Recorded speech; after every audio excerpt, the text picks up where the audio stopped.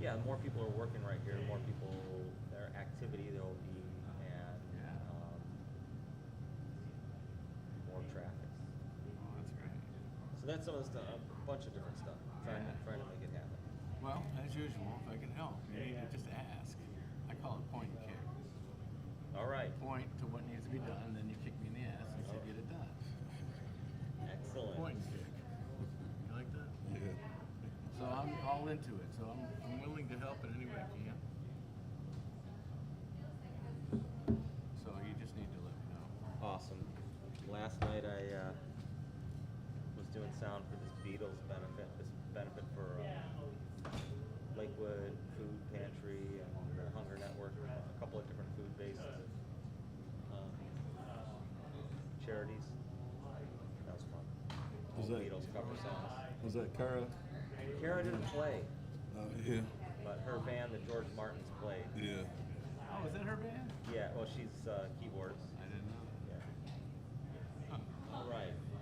I did. I had an easy peasy. I had a drag show last night. Easy peasy. You had a drag show to do? Where was it? At 5 o'clock. Is that still Tahoe running that place? No, Angelo. I've seen him there. It's Angelo and David? Remember David Tahoe? Oh, I do. Yeah. He I've started seen him. running 5 o'clock. No, he was bartending. When he took my class, he wanted to get into something. And so I said, find a club where you can just go and start putting on events. Remember the same thing I told you? Yeah. And he went to the 5 o'clock and started doing some shows in there. Yeah. Yeah. He probably had a couple I shows. guess you're ready. Brian's ready. Great. We have our online audience and our in-person audience. This is terrific.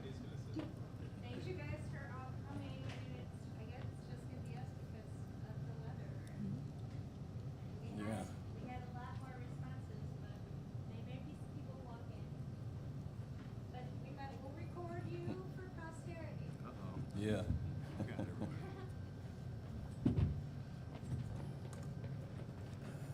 Coffee.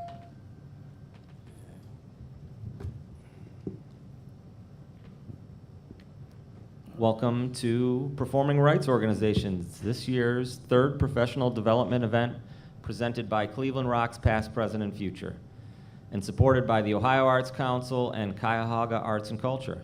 I want to thank you for being here, and I encourage you to visit our website, clevelandrocksppf.org, clevelandrocksppf.org, and make a donation. Help us continue to be able to offer professional development support and additional outlets for Cleveland area musicians. Please take one of the flyers we made today. There's information about performing rights organizations and a list of different performing rights organizations on the back for your benefit. And I want to let you know we have upcoming concerts here in our Waterloo Makes Music series all summer. We're hosting free local music right here in the neighborhood. There'll be outside music next Saturday. Thanks again for the support from Cuyahoga Arts and Culture and the Ohio Arts Council for supporting those concerts. There's also information on our website about the current showing in the Space Rock Gallery next door, featuring photos of Cleveland area artists from the 1970s until now. That show will be up until the end of the month. And we're excited to announce our campaign to open the Cleveland Rocks shop in the former Music Save space right down the street. We're planning on opening a all Cleveland area music record store, merchandise, connecting with music from artists that are around the area now to artists going back into the 60s, 70s, 80s, 90s from Cleveland. We need your support to make this a place for local music. Again, please consider donating on the flyers we have with the QR codes and supporting our efforts, or go to our website, clevelandrocksppf.org. I want to introduce our panelists and thank them for spending this beautiful Sunday afternoon with us.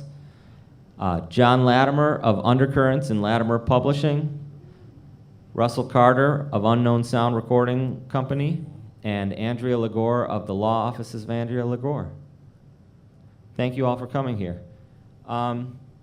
So, performing rights are, what are they, Mr. Latimer? You're a college professor, and you teach some of this stuff. What's a performing right? Oh, thank you, David. He did introduce. This is David Kennedy. Yes, indeed. Yeah, performing rights organizations is an organization that gives licenses for the use of songwriters' material. So that could be either live or recorded for the use of that song. So if you're a songwriter, the best way to get paid is to join one of these organizations so that when your song is used, either by you or somebody else, or played in a venue that has a license, such as the Beachland, then you would receive income for that. Thank you. In a nutshell. Right. Russell, what do you do with performing rights with the Unknown Sound Recording Company? What do they mean to Unknown Sound? Performing rights for us is you sign up with the performing rights organization like BMI or ASCAP. All my artists are BMI artists because BMI is free for artists. And when your music is streamed or it's played online, then every 3 months you get a royalty check for the performances online. There's also, like Latimer was saying, there's also the BMI Live app. They have an app to where we've did a couple of live shows at the Happy Dog and places around town. And when you do performances, you can turn in your set list right through the app and they'll pay you for your performance. Thanks. Andrea, do your clients come to you with questions about performing rights, or do you work to help them administer them? How does it impact your work? Yeah, I think a lot of clients are kind of just confused because there's so many rights organizations. So a lot of times I'll help them get set up on one of the different organizations.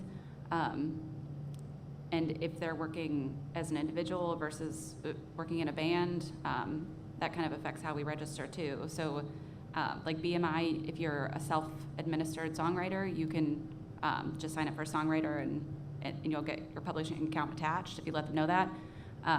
But if you're a band, you might have to set up a separate publishing company to be able to collect the royalties for all the band members. So that kind of affects the decision on how to register and how to set everything up too. Thank you.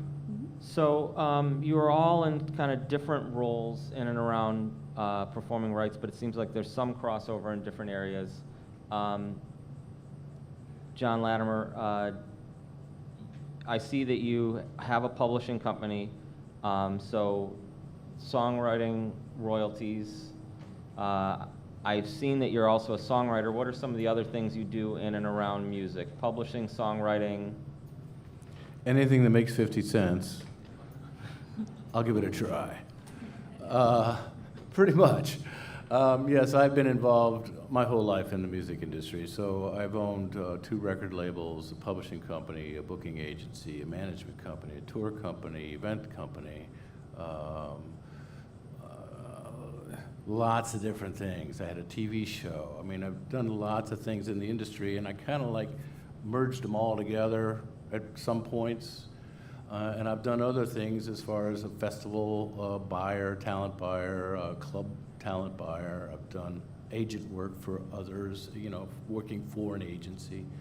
I've also worked for the labels, doing their promotion for them. I've done video promotion. I've done a lot of tour promotion, the Ramones and the Red Hot Chili Peppers and bands like that that I've worked with. And I just kind of dabble. And when I got the gig over at Cuyahoga Community College, they asked me if I'd come and teach this stuff. I was like, wow, never thought I'd get into teaching, but it's really great. I've been loving it. And so I just have a lot of experience from various aspects because I've done so many things and I'm not 17 anymore. So, yeah, I started as a songwriter and continue songwriting. I'm trying to write every day. But I write a lot of things. I've written for the TV show. We had 2 different shows, 100 episodes, so I did some writing for that. I've written for some local media outlets.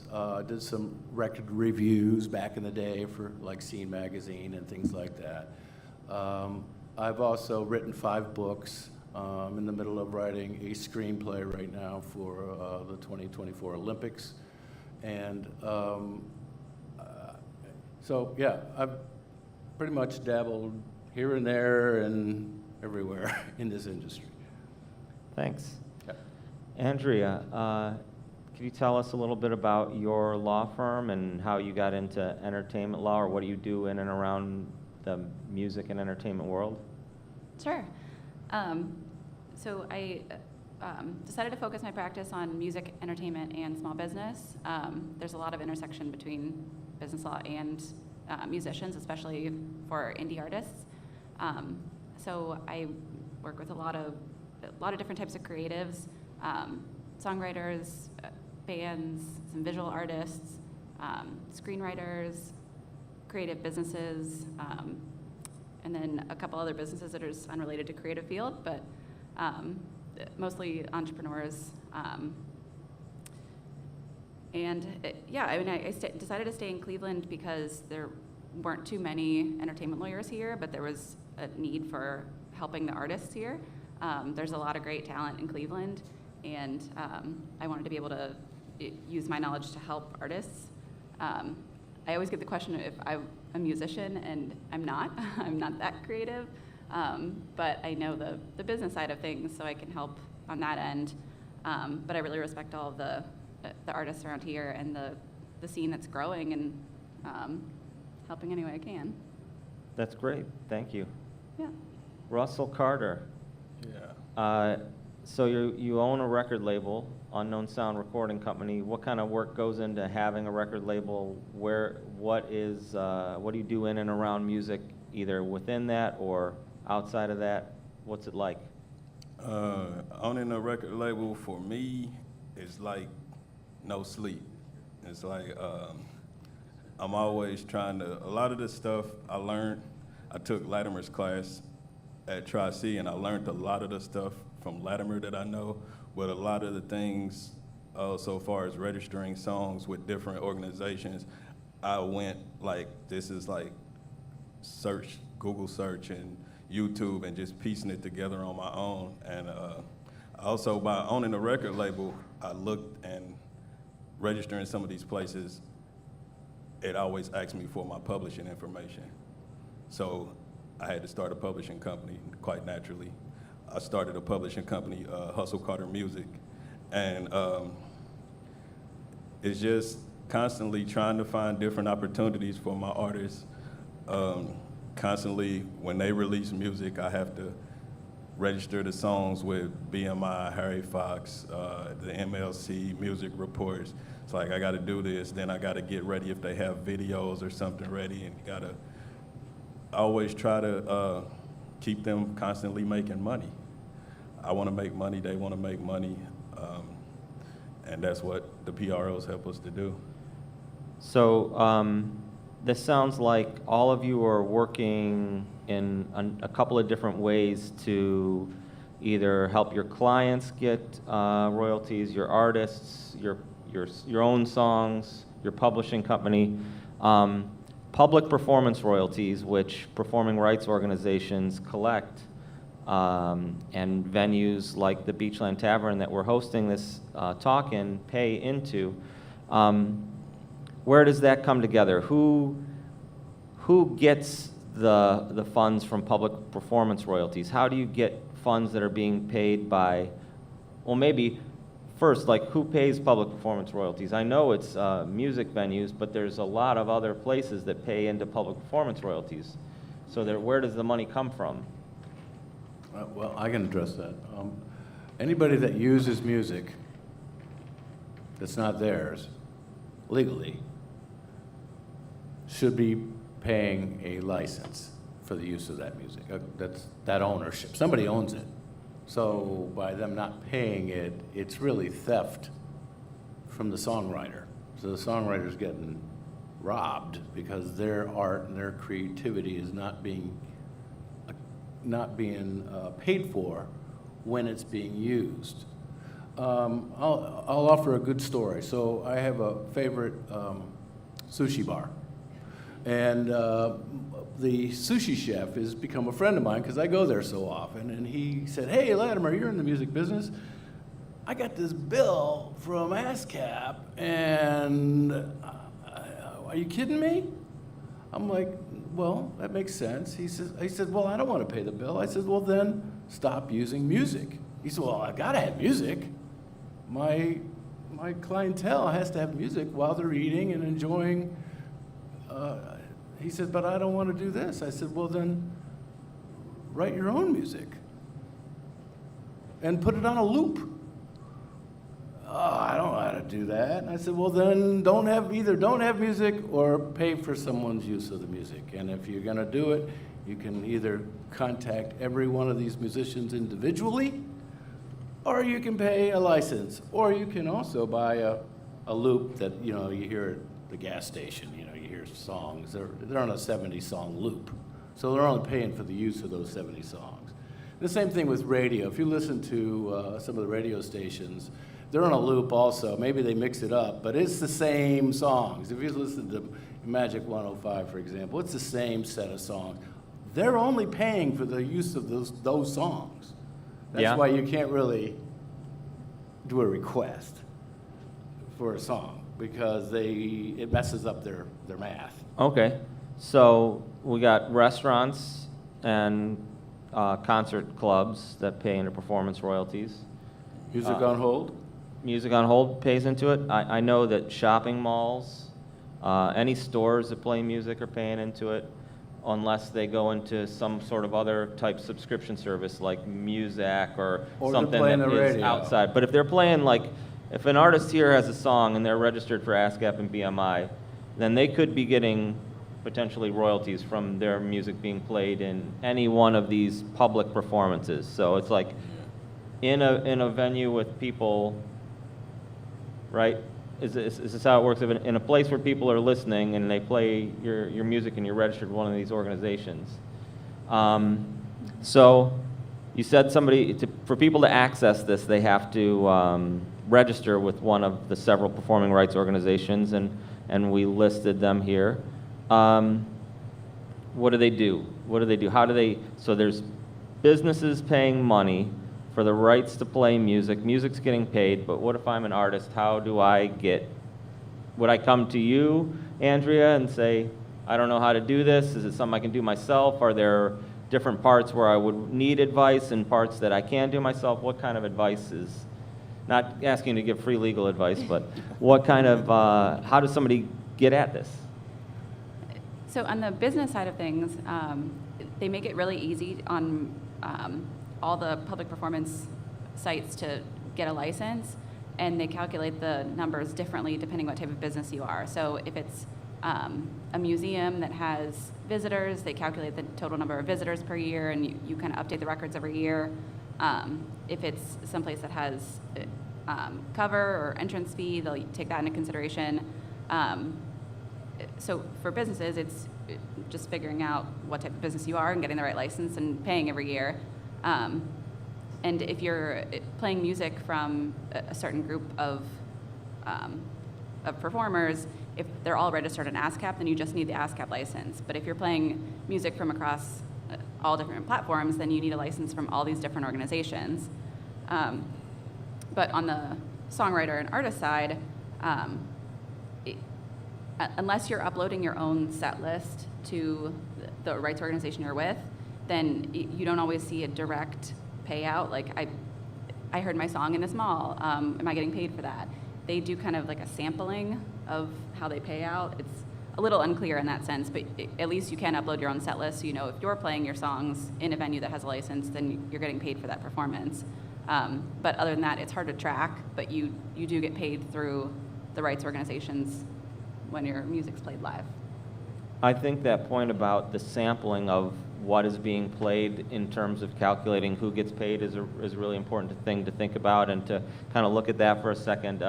If you're familiar with the concept of sweeps week in television, where people watch shows and measure the audience for a period of time and then assess ratings, that's the same kind of thing. They do that with radio. And so then if I'm an independent artist who's not in the sweeps week type survey, what do I do if I come to a venue and I play my own music on stage, and I'm like, I know it got played at 7:30 p.m. in the Beachland Tavern, and I played these 10 songs. Is there a way for me to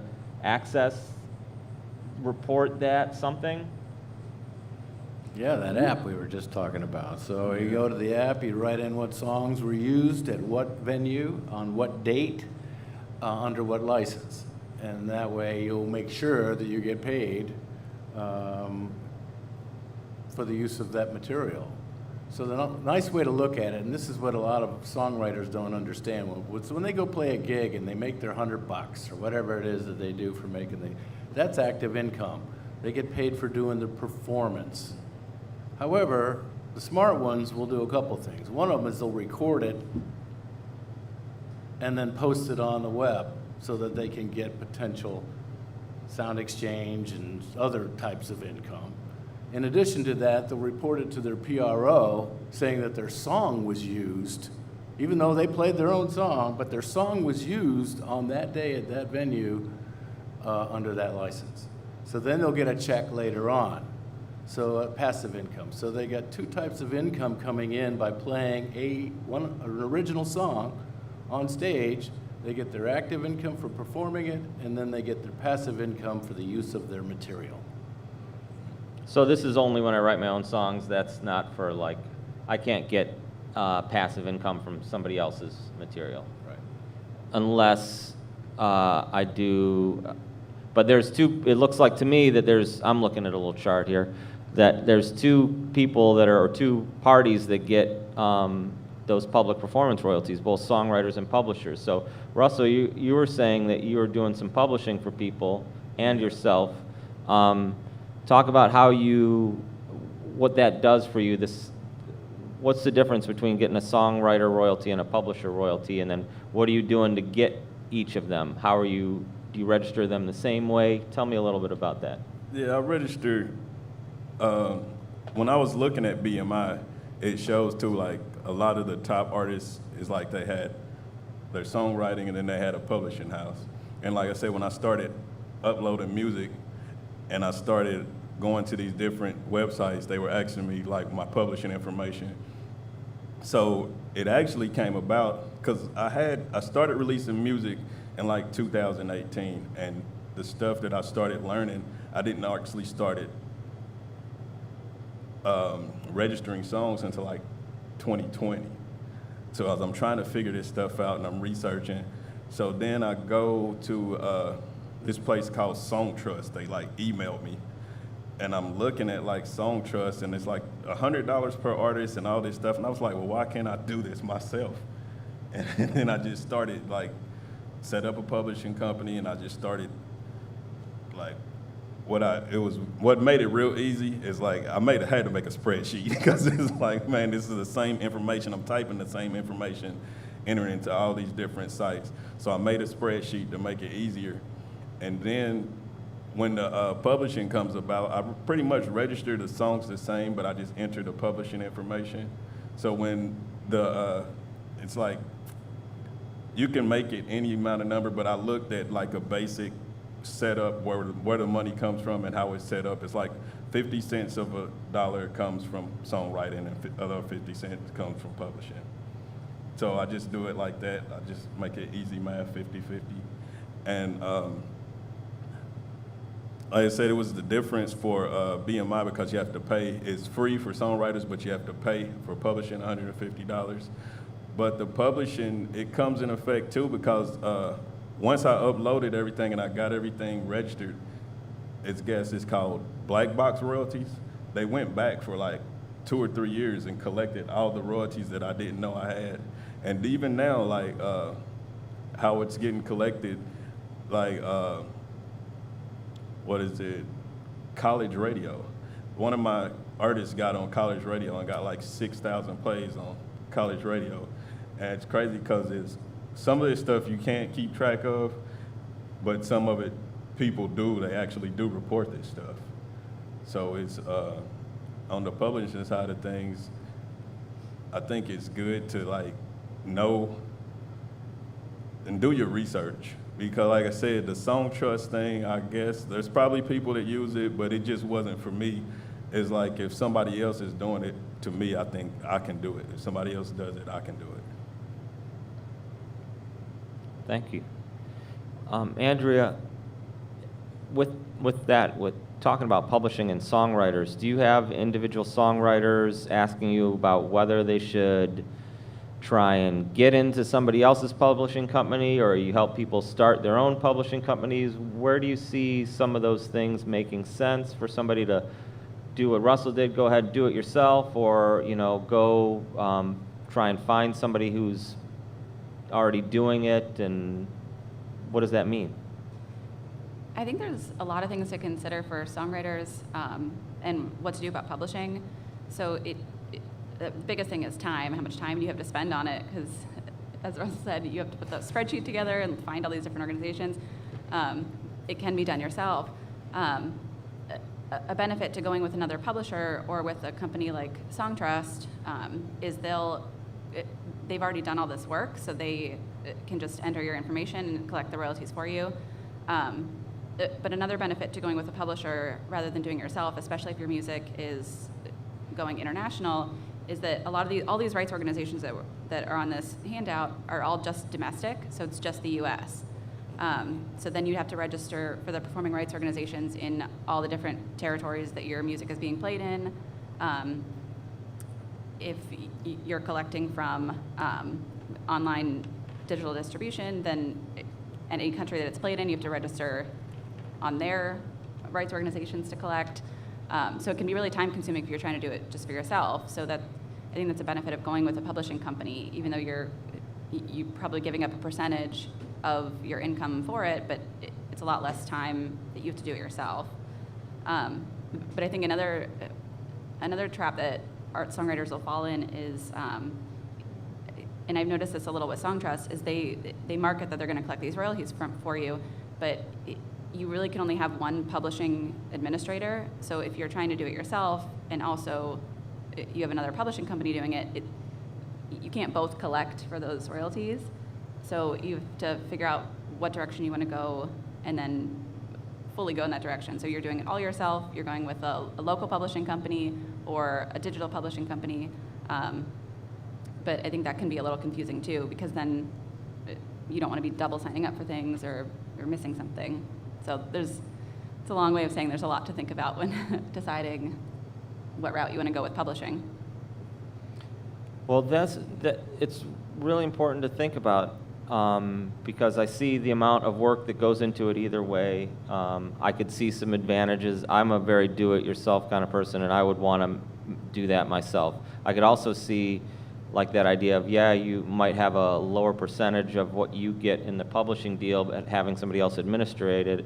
But I also would think that there would be some cases where it might get you more exposure, or if they have other artists on there that are already doing things, that there might be some pull along with that. What do you got? Something she just said just came to mind when I was doing like international performing rights organization and publishing houses, and some of these countries, like, they won't let you join their organization unless you release music in that country. So it's like you gotta find a way in for some of that. And that just came to mind when she was saying that about collecting foreign royalties. So looks like there's a number of these performing rights organizations. Most of the people I've ever talked to, of all the people I've talked to, I know that they've registered with one of three of them, ASCAP, BMI, or CSAC, of the musicians I know in Cleveland. And those are the stickers that I see on most venues. So I got to think that with all these different performing rights organizations and the fact that this is really, we've been kind of addressing one type of royalty the whole time, a public performance royalty. And you're talking about artists needing passive income. There's got to be a bunch of different royalties.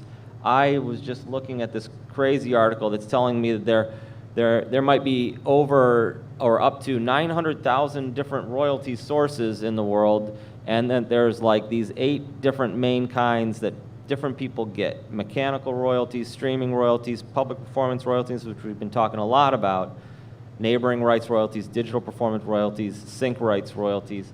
I mean, these are different things. People have to do the same kind of work that they would register with the PRO, register their songs, etc. That the same kind of maybe DIY administrative work, maybe working with an entertainment attorney to do, maybe getting a consultation to do.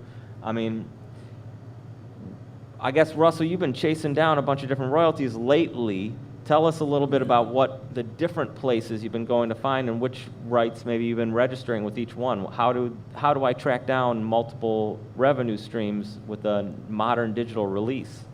My thing is I like pretty much work backwards. Or like when you get like a statement, sometimes when you get a statement, it says it has like the places that pay you. And it's like, if I see 0 on it, it's like, how do I get this money? You know, so I just started typing in. Or you can go, like I said, to Songtrust. Songtrust will list, like, they have a place with all the domestic and foreign places that they collect royalties from. So I just start Googling those names. I just went and just started working backwards.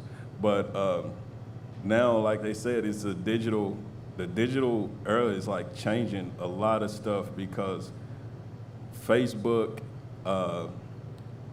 one of my artists, one of his songs, he's got a song called Michael Jordan.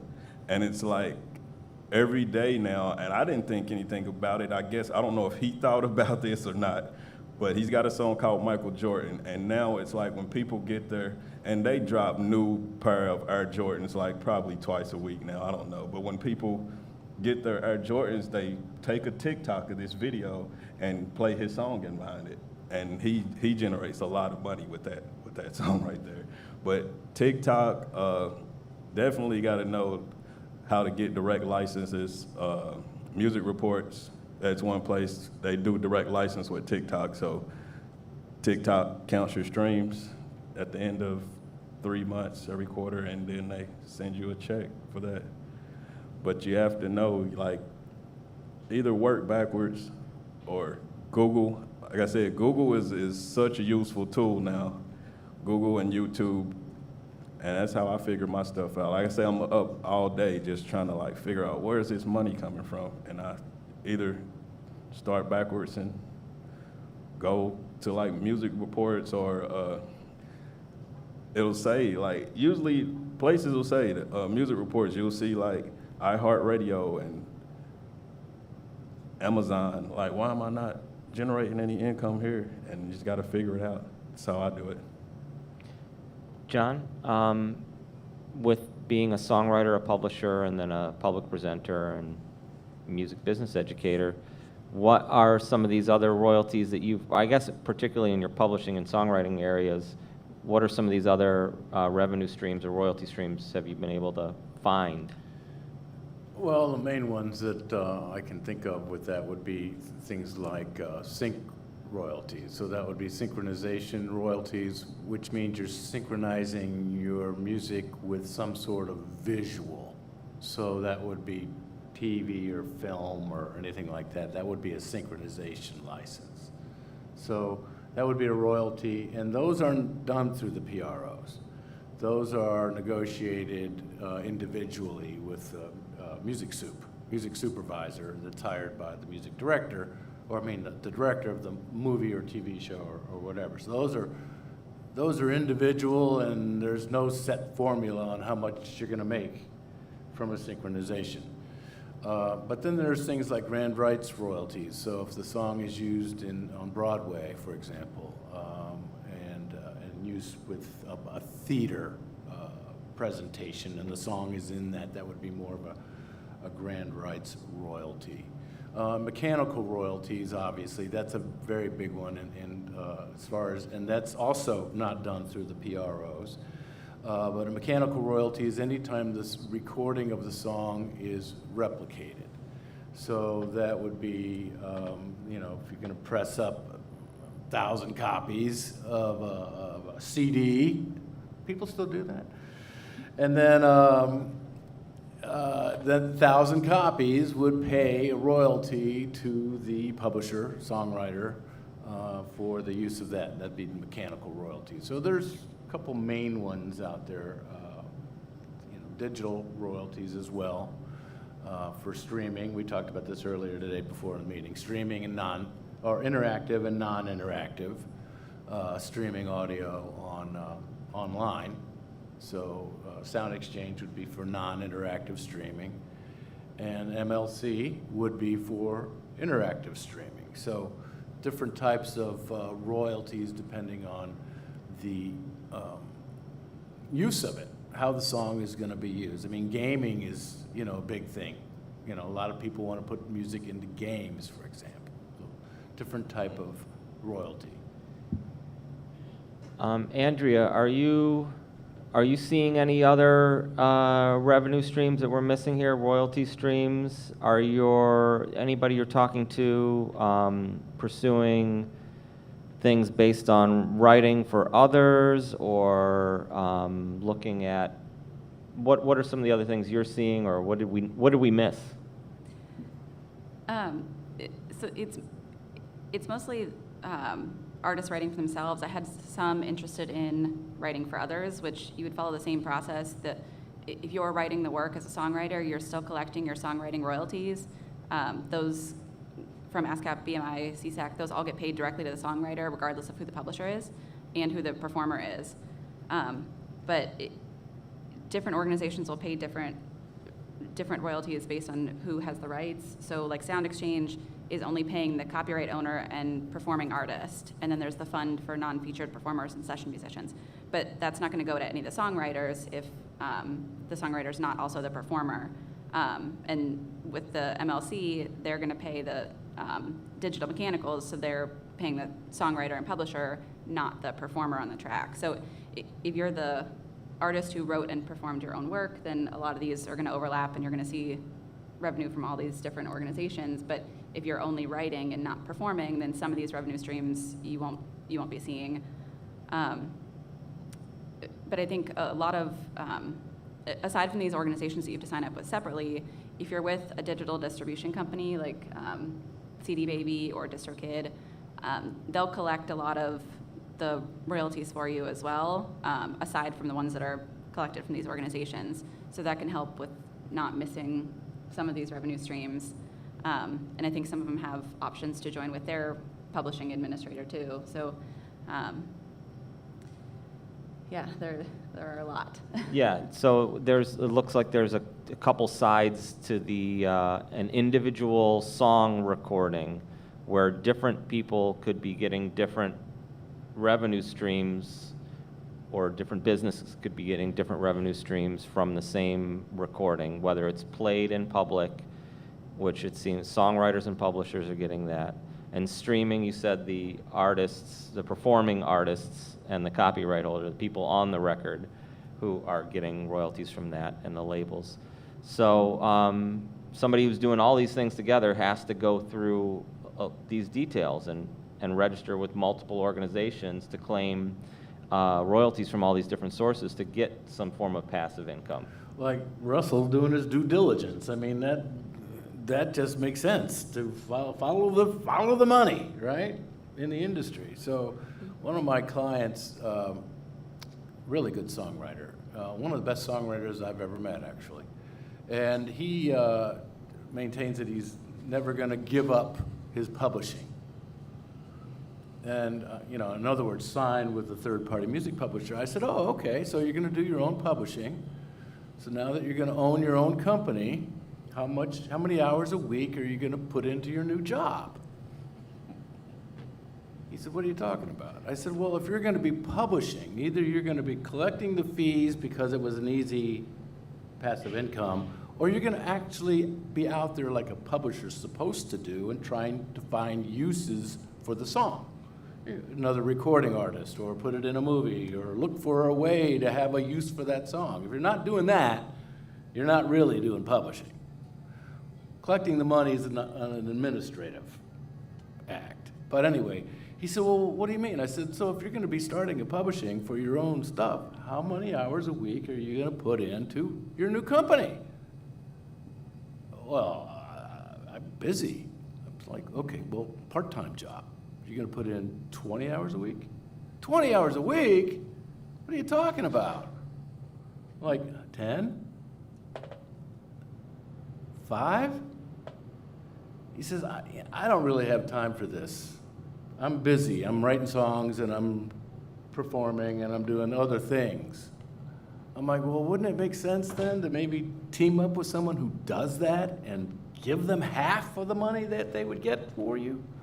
So there's a give and take by forming your own publishing. If you're not going to chase the money like Russell's doing, and you're not going to act as a publisher, you will receive no money. And many of my clients early when I say, well, which PRO are you a member of? ASCAP, BMI, CSAC, which one?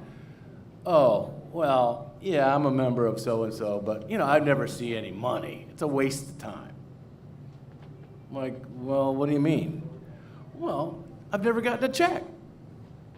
Well, do you report your songs being used in the venues? Are you promoting it? Are you doing your due diligence? Well, you mean I got extra work to do? Yeah, you got to come up with a set list and you got to mail it in. We're good, right? That's it. So it's an interesting play with how musicians take the idea of another income source and doing nothing with it. Yeah, I think that, go ahead. I think an important point too on that is that you have a lot of options too as an artist. There's different types of publishing companies. If you want to work with a publishing company where you're giving up half your publishing rights, it could be just a publishing administrator where they're taking a fee of it, or you're doing it yourself and keeping all of it. So there's a lot of options for artists now, just depending on how involved they want to be in their publishing or how involved they want someone else to be with it. Yeah, I hear those kind of artist maybe fears a lot of times about their copyright being taken, or they're giving up something to a label or a publisher or somebody who would help get them collect money or promote what they have, but they'd be giving up a portion of ownership or a portion of revenue. And I kind of have something I think about with that, and I like to say that I would rather have part of some dollars than all of no dollars. So I could own 100% of a song that never leaves my laptop, because I could make any song I want with the laptop, or I could find some way where I split it with somebody who gets a whole bunch of people to listen to it and sends me the money where I don't have to do all the paperwork and stuff like that. Makes sense.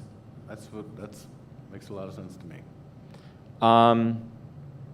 Well, so there's all these different royalties. Public performances are one, and that's what the ASCAP, BMI, and CSAC is. But we talked about like sound exchange and interactive versus non-interactive. So people are looking at these different sources of revenue, and I would assume that a number of people watching or listening are doing self-publishing in some fashion, where they're putting their stuff out through TuneCore or CD Baby or DistroKid or whatever. And like, how do we find out about more? Like, I've looked at DistroKid and I know CD Baby will like connect with Sound Exchange. Like, you can do one thing and then click a box. Sometimes it looks like it's as easy as, if you go through one of these things, clicking a box and getting on to more. But then there's more. You have to go get some money. Andrea, you just educated us today about the mechanical licensing connective that is a new thing, and Russell, you're saying that just popped up on your radar. So there seems to be kind of even still new frontiers on where future royalties are going to come from. There's going to be new ways that music is going to be consumed. How do you stay up on it? Andrea, I know it's got to be part of your job, is staying up on like where these different I think there was a big issue over time with like the streaming royalties, whether the original songwriters and publishers would get money from that. It seemed like a hole for a long time in the business, where just the the labels and the copyright holders were getting the money. So how do you stay on top of like where this is happening, and maybe some things about what you see going into the future with these kind of things? So I kind of stay on top of it from my like continued education classes for being a lawyer. I usually go to the music and entertainment focused ones. So if there's updates in the law or cases that come out, I learn from other attorneys who are doing it as well. And I know there was a lot of focus on the Music Modernization Act when that was getting drafted and passed and implemented. So that kind of changed a lot of things, taking into account the digital world. But I think the biggest change I've seen, and an exciting one, is the fact that because everything's digital and artists can start doing all this themselves, they've taken a lot of power back in the music industry, and you're not reliant on a label who's taking all of your rights and maybe not doing anything. So I think that's the biggest change, is a lot more of indie artists doing things themselves and being able to be successful without having to hunt down a label and beg to have them sign them. Great. Russell, with your label and artists, what are some of your plans going forward? I know we just came out of this, out of clubs and venues being closed. It now sounds like some of the momentum around artists picked up, that you were doing work in different kinds of spheres over the pandemic in order to keep the music moving forward. But what are you seeing for Unknown Sound, and what do you see like maybe some of the upcoming things you have to do to advance your artists, whether it has to do with these performing rights organizations or royalties? My thing is now is try to get more shows booked. I do sound, like I said, I know a lot of venues. I do sound at a venue, so I'm gonna start trying to have more events at the venue that I do sound at. Like I said, after I seen my last statement from BMI with one of my artists, when he had the college radio streams, I'm gonna start reaching out to more college radio stations. Like, the college radio pays a lot, way more than Spotify or Apple Music or any of that. So I'm gonna start reaching out to the music director. I was talking to one guy and he told me how to do it. I think Latimer mentioned how to do it too. It's like, just take your music, send it to the music director of the radio station. And he's like, if you knew, usually the music director will pass it along to the person who has the show of that genre. But yeah, just reaching out to more college radio stations, doing more shows. I want to start traveling too, and putting the word out, different cities, different states. But that's just my mission now, is just to get bigger and better. Yeah, what does it mean these days to reach out to a college radio station? How do you get that connection? What do you do? Just a little bit about that. Well, the connection that I had, it was actually, I was doing sound, and the guy was a DJ for a college radio station at Cleveland State. And he was like, yeah, just send the music to the music director. And I just started talking to him, like, how do I send music? And do I send it directly to you? He's like, no, send it to the music director. And that, because he's like, if you send it directly to him, then he just has one show. But there's different shows that play the same genre of music. So he's like, send it to the music director, because she might send it to like 3 or 4 different people. So it's like something that I learned, just networking and talking, just like here, it's different stuff that I'm gonna go home and research. I'd like to give a shout out to some of the local college radio stations here in town, because I do pay attention to pretty much all of them.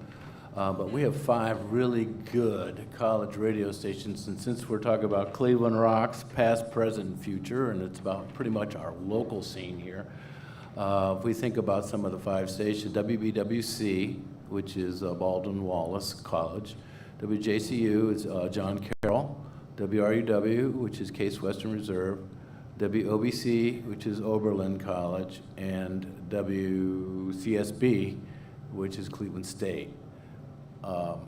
Tune into them all. And also along that line is, if you're paying attention and you just see what's out there, get a list of all the DJs that are on each of those 5 stations, and then what genre of music do they play? And then make your requests.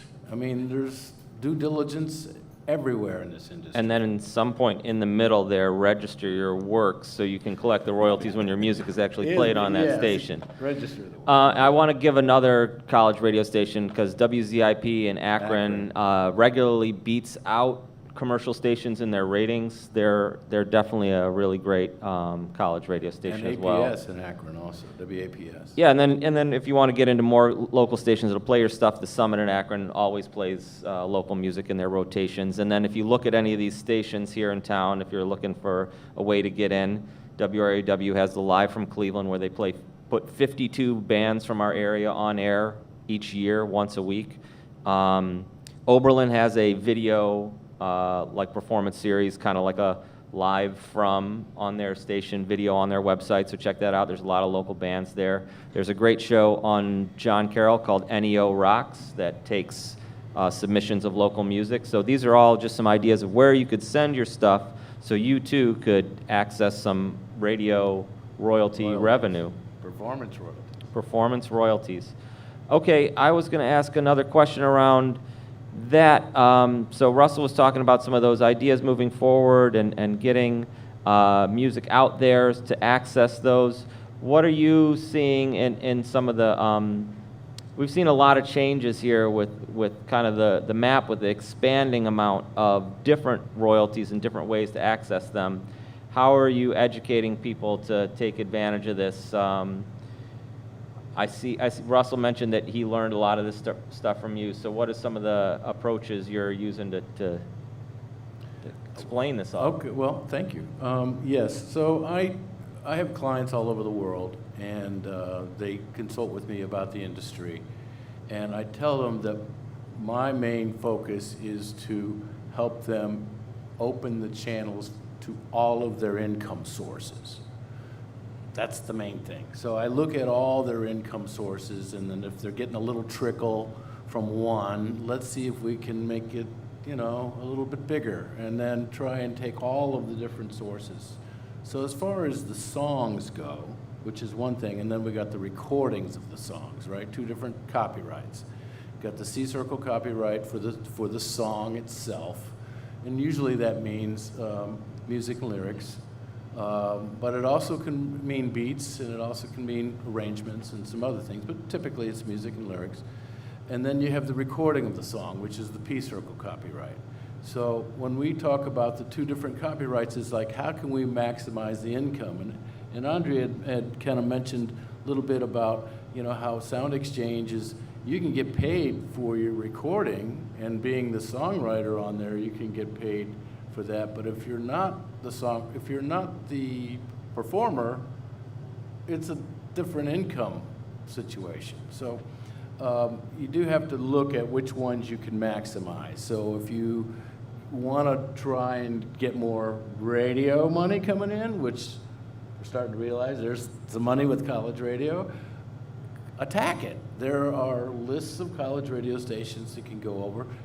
If it was me and I'm helping somebody do it, I'd say start in your area and then grow your market from that. Don't be pitching something that's 800 miles away to try and get airplay at the time where you can't really get into that market to perform. So you're linking your performance with your radio. And so if you're getting a lot of airplay in Pittsburgh, for example, you definitely want to have a performance in Pittsburgh. It only makes sense. But if you can't make it to Seattle because you're getting a lot of airplay there, well, it's a different kind of situation on how you're going to do that. So looking at all your income streams, looking at how you can benefit from your songs being used, whether it's, as long as it's in a venue that has a license. You can't go to the park and play your songs and get paid. Not going to work. But you go to a venue that has one, and I have to throw this out there. I tell you, there's a lot of songwriters and a lot of performers who will play anywhere at any time. And I get it, especially when you're young and don't really understand the business. But I urge songwriters, and especially songwriters, don't accept a gig in a venue that does not pay its PRO license. They're ripping off you and other artists. So if they don't keep up to date with their ASCAP BMI and payments into those things, don't play there. And I would encourage them to tell others about the same thing. Hey, this venue is using your music and making money from your music without paying you.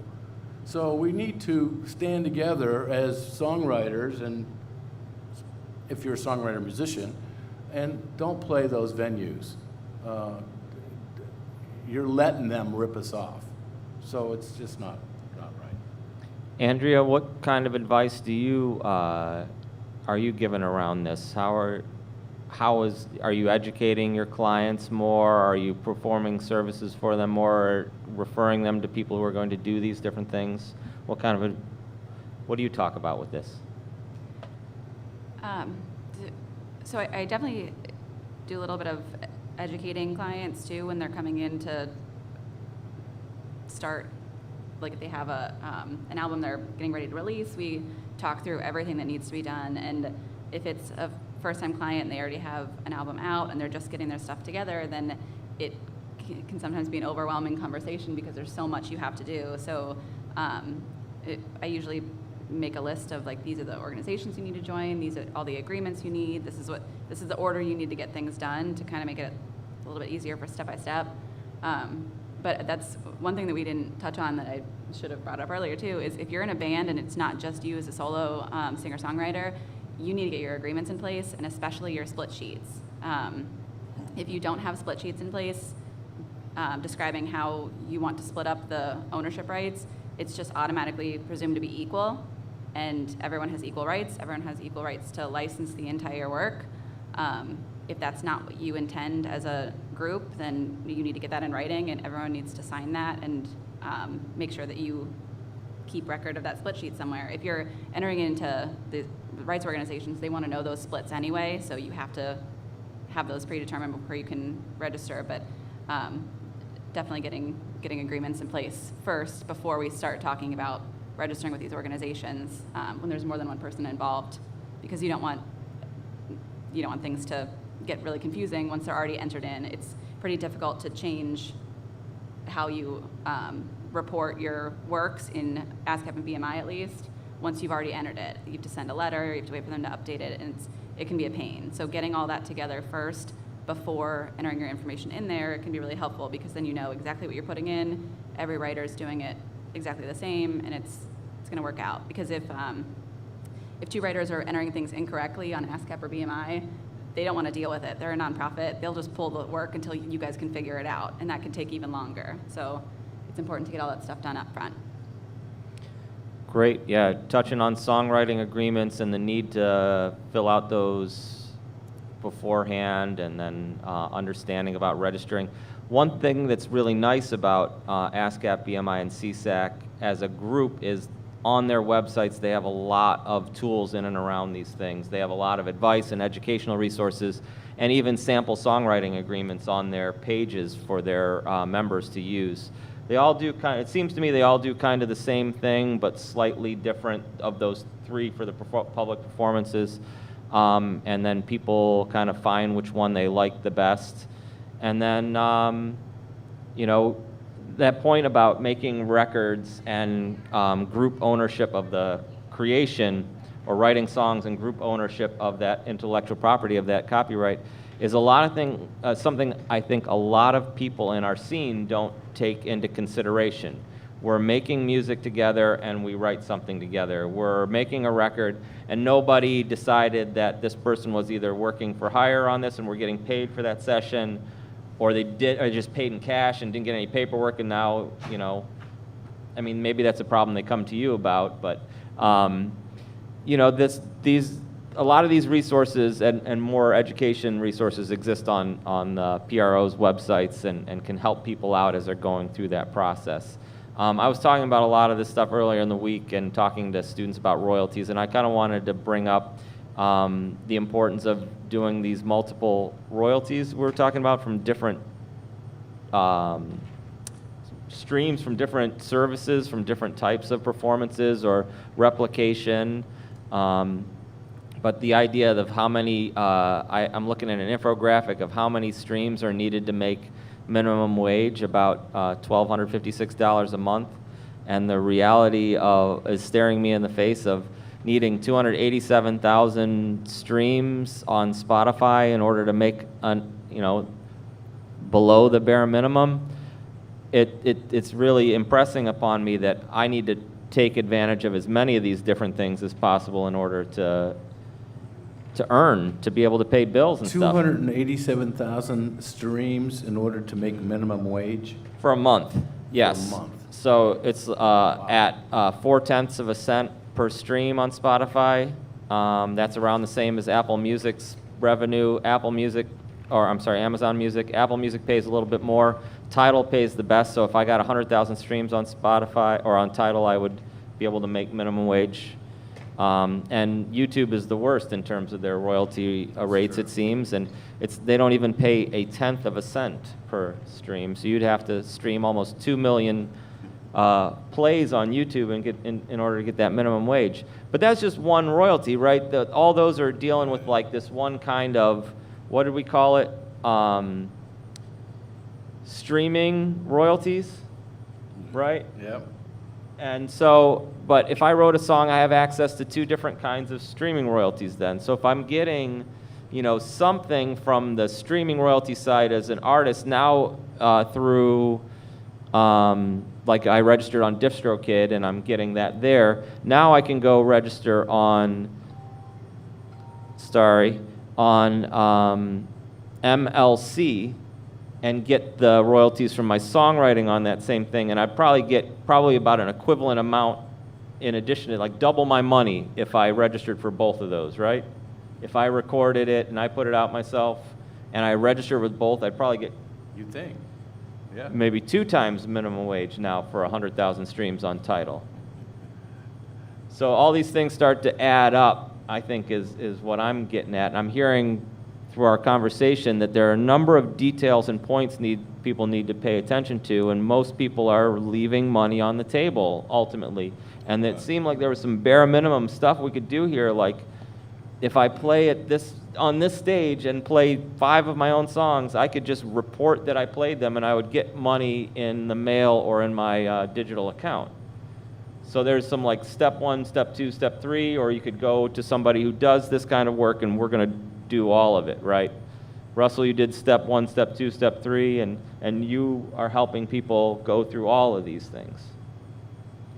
One of my clients was complaining it wasn't making any money from his PRO, so I suggested to him that he write down all of his songs when he plays, and he plays a lot. He's a singer-songwriter, plays solo.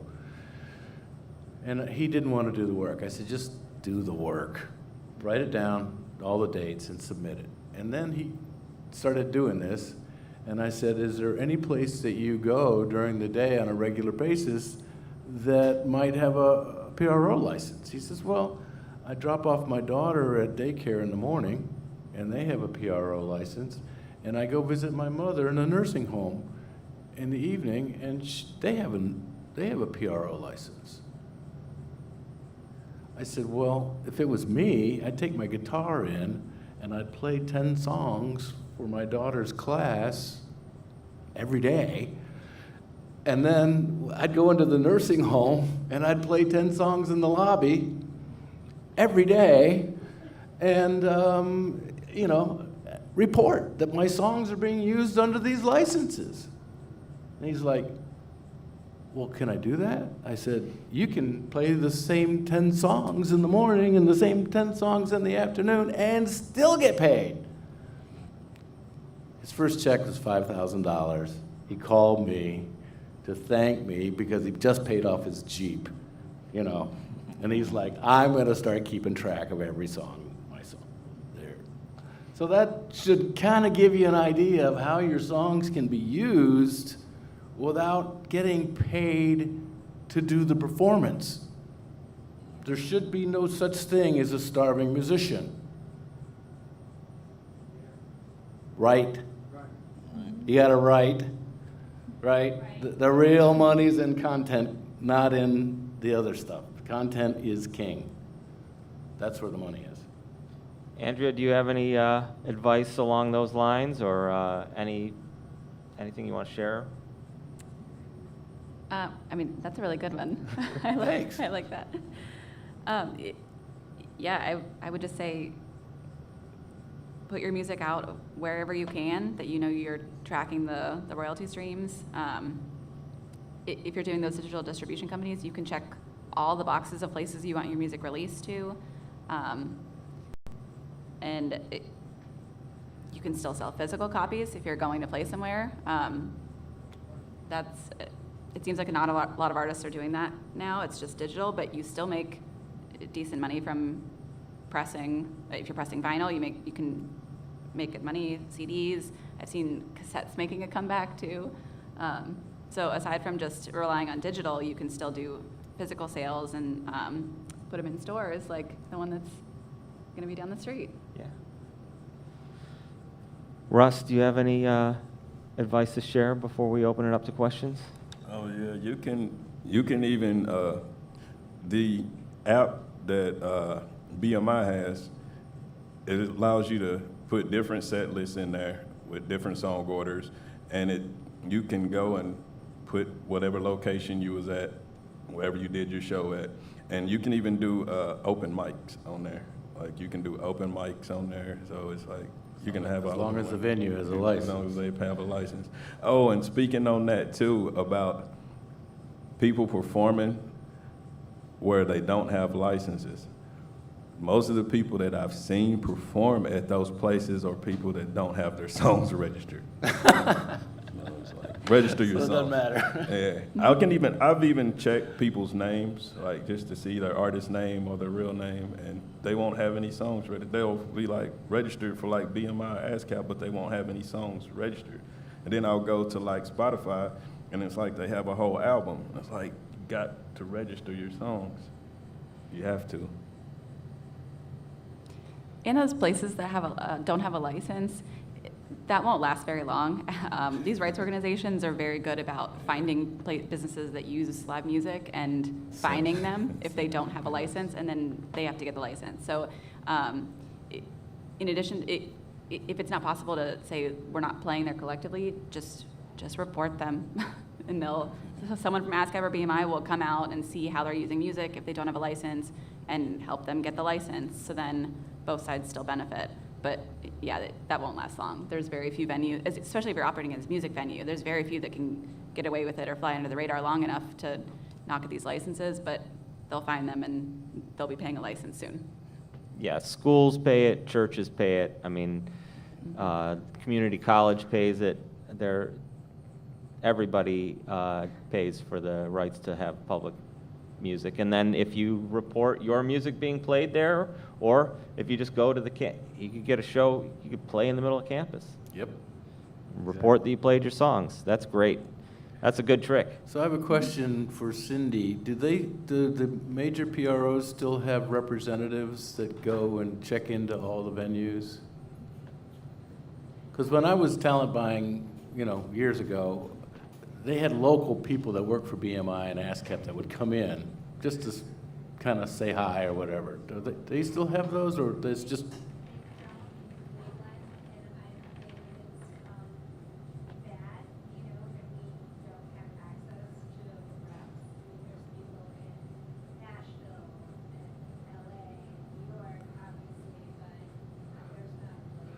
For our listening audience, she said that they don't have that anymore here in the Cleveland area.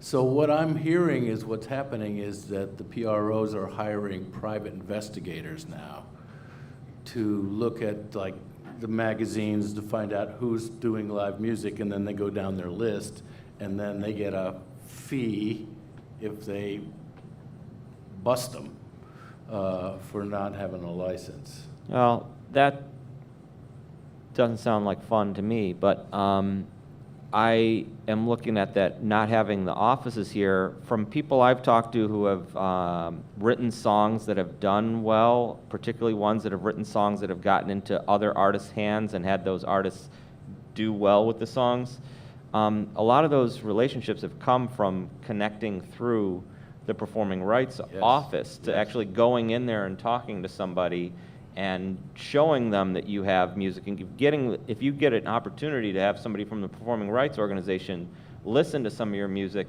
a lot of times those are the people, along with publishers that we've been talking about, that can make, and entertainment lawyers, that can make these connections to have a song go from you into somebody else's ears who might use it.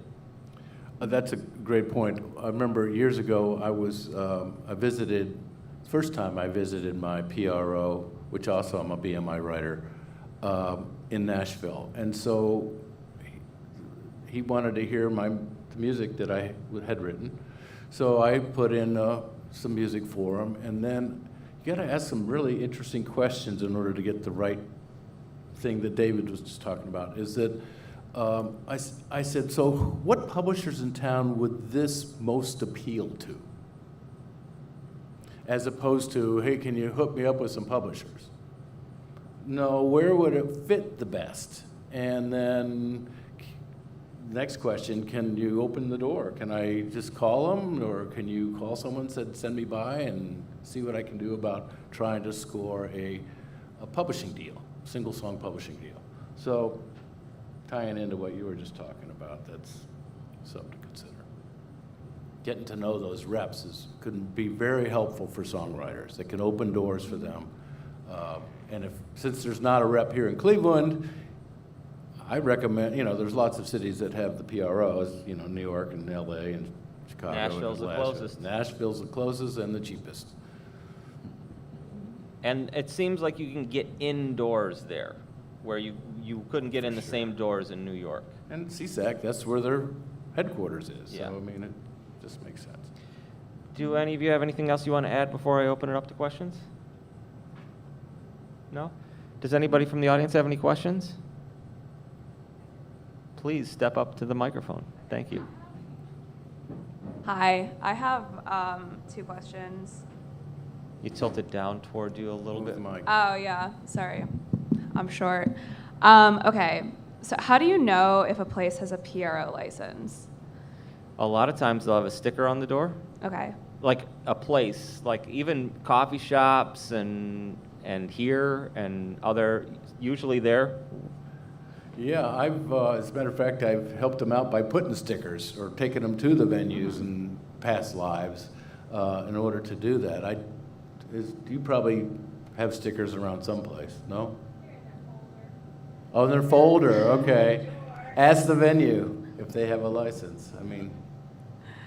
okay, thank you. And then my other question is, does your song have to be recorded and released in order to be licensed, or how does that work? At what stage do you license the song? I think you mean register it with the PRO. Register, So yeah. register it with the PRO, that's what I mean. So with most of them, you can register even before it's released. Like ASCAP or BMI, you can definitely pre-register your works before it's released. The other ones, I believe you can still pre-register them. Some will ask for, no, I don't even think they ask for the release date. So yeah, Okay. you can register at any time. It's better to do it before, because then as soon as your music is released and starts getting performed and generating royalties, then you're already ready to collect. Okay, cool, thank you. Thank you.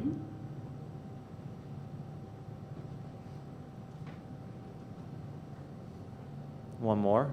Great.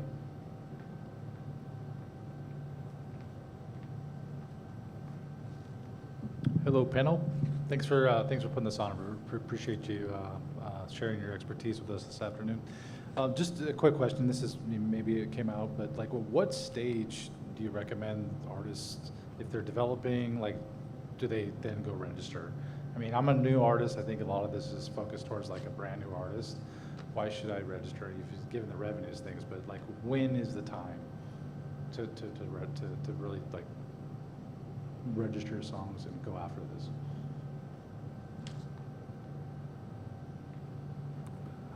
As soon as the song's written.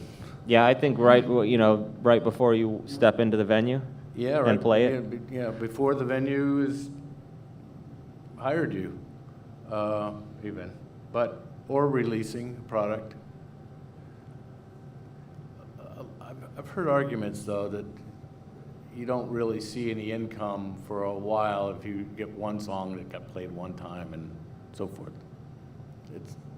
I've heard of that. I haven't seen it, but it's certainly possible. But I would think that the sooner the better that you're actually registered with one. And notice how when I said that I'm a BMI writer, doesn't that sound a lot better than I write songs once in a while? Right? So it comes across as being a professional or not being a professional. Just the way that you word things sometimes can make that work. So, you know, it'd be nice to say that I'm a BMI writer as opposed to, well, what do you do? Well, I dabble on the piano and I write tunes once in a while. You know what I mean? There's a whole different way of looking at it. So I encourage my clients to try and act professional. You act like a professional, you get treated like a professional. Same old line that we've heard forever. So if you're registered, if you're writing songs for your band and you haven't played out yet, and you haven't done anything at all, but you're writing songs and you're kind of developing whatever art it is that's about to be released, why not go ahead and become as professional as possible prior to that happening? So all the writers in the group should join a PRO, for example, you know, and maybe the same one, or maybe they all form together and do their own publishing company, or they want to go out and do a third-party music publisher, and they want to try and get a publishing deal with another company that will help them with that. So the more that they have done prior to making money, the more professional it makes them appear. Russell Carter, you said that you put out the music, then you went and registered. So, like, Yeah, that was when I first started. Yeah. But now, like they say, if the sooner I can register the song, the better. Now, that was when I first started. I learned that puts a lot of extra work on you when you do that. So, especially for a release, if it's a release of recorded music, I try to have that registered at least a month in advance, at least. But if it's like you say, if it's just a song that they're just going to sing or put out, or you're just going to do live, whenever the song is done, it should be registered. And then they take the number, you only need like the ISWC number and the ISRC number, and they're paying, different spots are paying, you just have to know where to put those two numbers in after. Those are the key to everything. Right there, the ISRC and ISWC number is the key to everything. I think you can even get paid off SoundCloud now if you use those two numbers, which I hate SoundCloud, but people getting paid now. Andrea Lagore, so if somebody comes to you, like, I've written a song, I am a musician now, is this one of the first things you would do? Like registering with the PRO and registering their song? Is that like on the front burner, or is that a second, third conversation? I think, first it depends if they're a solo singer-songwriter or in a band. But usually the first question is, do you have all of your business documents together? Are you gonna, I usually always recommend that artists, even if they're a solo, start a business entity for their music. So that's usually the first conversation, is getting the correct business entity, getting all that stuff in order, getting your agreements in order if you need those, and then go into registering with the rights organizations, and then when it's released, your copyright and the next steps. So it's not the first thing that we talk about, but it's towards the beginning. Do we have any more questions? Yes. Good afternoon to the panel. So, seems that's not enough then to register the ISRC and put on a SCAP. So what other copyrights organizations should be tracking in order to get all the royalties down? And how would that work internationally? You know, because if I put a song on ASCAP, so I have to go after all the sound exchange and everything else as well. And So, do they go internationally, for example? so collecting global Thank you. rights, Yes. any advice around that? getting beyond the just the public performance royalties that you're getting from ASCAP? I think if you're not going to look into the different countries that your music's being performed in and register in all of those yourself, then affiliating with a publisher who can do that for you, or a publishing admin. It's a lot of work doing it yourself, so it'd be a lot easier going through a publisher and letting them do what they need to do. Now, if you own your own publishing company, it's the same amount of work, you have to do it yourself, so you need to register with those countries anyway. It's 5,000 units for a gold record in Ghana. Well, then, I mean, we're seeing that there is a decent, for a person that's running their own music business, there's a decent amount of registering to do. But I think, again, my philosophy would be something's more than nothing. I would do the first one today and the second one tomorrow, and then just keep progressing maybe. But if I was too busy performing and writing, I would probably say, you know what, I need help, and I'm ready to give up a little bit of this in order to get more of exposure, listens, more revenue, and more revenue streams without having to do all that work myself. Yes, we have another question.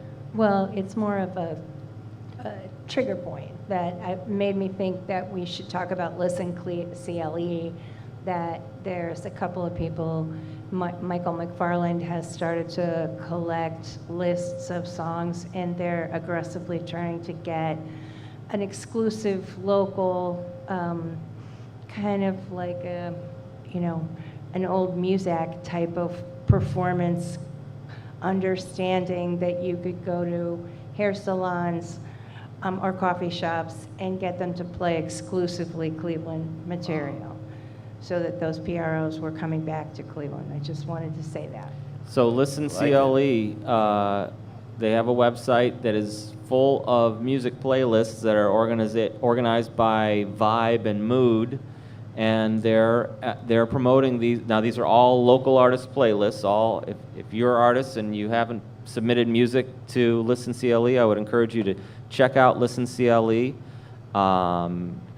See the different moods they have on there. Think about a couple of your songs and say, would my song fit in this vibe of this particular playlist? Send it over to them, and I really applaud their efforts to promote and get Cleveland music out there. And I knew for a while they were going to different businesses downtown and communicating with the hotels and the restaurants and the t-shirt shops and whatnot we have, to get them to play Cleveland area music and to create some signage to raise more awareness, to get more streams, to get more promotion for our area artists. But I think that idea of pooling together, working together to get a pool of songs that hits these other areas, and maybe it could be a situation like you were talking about at the gas station where you have a limited loop of, not too limited, but a couple days worth of local music that goes on rotation in these places, and as an alternative method. And I think with synchronization licensing, I think we could look at that as a pool-based, a collective, local-based list of artists, songs, publishers to be able to use in area advertisements, television, local TV, local sports, in the arenas, the things that are taxpayer funded like our arenas. I think it would be great if there was a push to have them play local music in there and get that revenue going back. Dallas, Texas has a program like this where they have a licensed local initiative to encourage those kinds of local news, local sports to use the area music in their broadcasts. I love it. That's great. I'm all for it. Thank you, Cindy. Well, thank you all for coming. If there's no more questions, I'd like to say thank you very much from Cleveland Rocks. Thank you to our panelists for being here. Thanks to the Ohio Arts Council and Cuyahoga Arts and Culture. Thanks to the Beachland Tavern for hosting us. Check out our gallery show next door at the Space Rock Gallery on Waterloo. Check out our new initiative for the Music Saves, reopening the Music Saves store on Waterloo as well. and take a look at our Waterloo Makes Music series, free outdoor music this summer on Friday evenings and Saturdays during the day at the Tower Stage and the Blue Windmill Stage right down the street. And, oh yes, next weekend we are featuring Moises Borges and Jackie Warren with Sammy De Leon playing on the Tower Stage. So come on down. Check out our website, clevelandrocksppf.org, for location, directions, times, and to see our whole concert series. Thank you very much.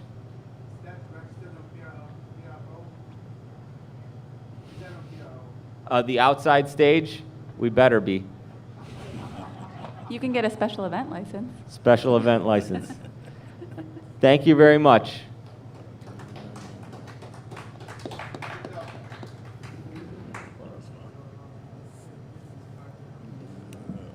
So this is I was just doing this presentation to kids using all website stuff so they could understand. I've been teaching it all last week at Beechwood High School in their orchestra program, and just showing them a lot of what we're talking about and how to get access to it, and